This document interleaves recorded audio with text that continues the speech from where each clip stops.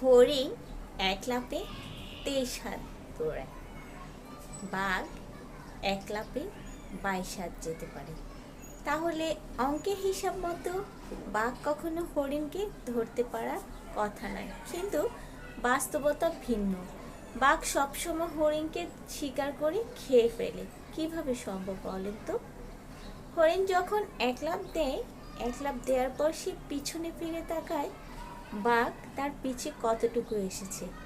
সেটি কিছুক্ষণ দাঁড়িয়ে থাকে, তখন সে 23 হাত পিছিয়ে যায় আর বাঘ এগিয়ে যায়।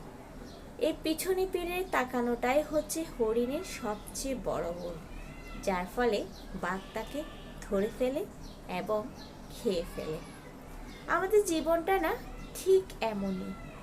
আমরা কোনো কাজ করলে 100 বার ভাবি পেছনে মানুষ কি বলছে। আমরা বর্তমান নিয়ে ভাবতে সময়ই পাই না। আমাদের চিন্তা অতীতে কি কি করলাম তাই নিয়ে। পেছনের কথা নিয়ে ভেবে আমরা এত বেশি সময় নষ্ট করি, যার জন্য বর্তমানটা একদম নষ্টই হয়ে যায়। পেছনের কথা ভেবে বসে থেকে আমরা যতটা সময় নষ্ট করি, সেই সময়টা যদি আমি বর্তমানে কাজে লাগাতাম তাহলে অনেকটাই এগিয়ে যেতাম। পেছনে মানুষ তো বসে আছে আমাকে টেনে ধরার জন্য, আমার সফলতার পথ থেকে আমাকে ফেলে দেওয়ার জন্য, আর আমরা বারবার সেই ভুল পথে যাই। আমরা পেছনে দেখি কে আমাকে নিয়ে কি ভাবছে, কে আমাকে নিয়ে হাসাহাসি করছে কিনা, আর পড়ে থাকে আমাদের অতীত জীবনটা নিয়ে। অতীত তো মানুষের ভুল থাকতেই পারে, সবারই থাকে, কিন্তু আপনি যদি অতীত ভেবে বর্তমানটা নষ্ট করেন তাহলে আপনার ফলাফল সবসময় শূন্যই হবে। আর অতীতের ভুলটাকে কাজে লাগিয়ে যদি বর্তমানের পথটা সুন্দর করেন, অবশ্যই আপনার সফলতা আসবেই আসবে। তাই আমাদের সবারই উচিত পেছনে কি হচ্ছে, পেছনে কি বলছে, পেছনে কি ভাবছে তা নিয়ে বসে না থাকা। না হয় হরিণের মতো আমাদেরকেও মরতে হবে, হারিয়ে যেতে হবে।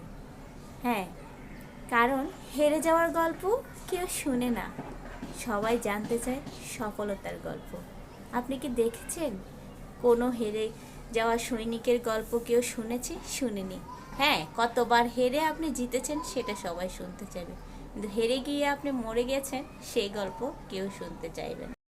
জীবনের ভুলগুলোকে জীবনের বাধা না ভেবে, জীবনের শিক্ষা ভেবে সামনের পথ ধরে এগিয়ে যাওয়া। পিছনের লোকের কথা, পিছিয়ে লোকে কি বলে তা ভেবে সময় নষ্ট করার মতো বোকামি আমার মনে হয় না করা উচিত।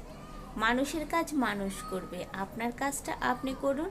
আপনি আপনার লক্ষ্যে স্থির থেকে সামনের পথটা অতিক্রম করুন। ইনশাআল্লাহ, অবশ্যই আল্লাহ আপনাকে নিরাশ করবে না। তাই যতই আপনি জীবন থেকে পিছনের কথা, পিছে লোকে কি বলে তা বাদ দিবে, ততই আপনি সফল হবে। ভিডিওটা কেমন লেগেছে অবশ্যই কমেন্টে জানাবেন। ভালো লেগে থাকলে লাইক কমেন্ট করবেন। আজকের মতো এখানে বিদায় নিচ্ছি। নতুন আবার কোনো ভিডিও নিয়ে আবার দেখা হবে। ততক্ষণ পর্যন্ত সবাই অনেক ভালো থাকুন। আসসালামু আলাইকুম, আল্লাহ হাফেজ।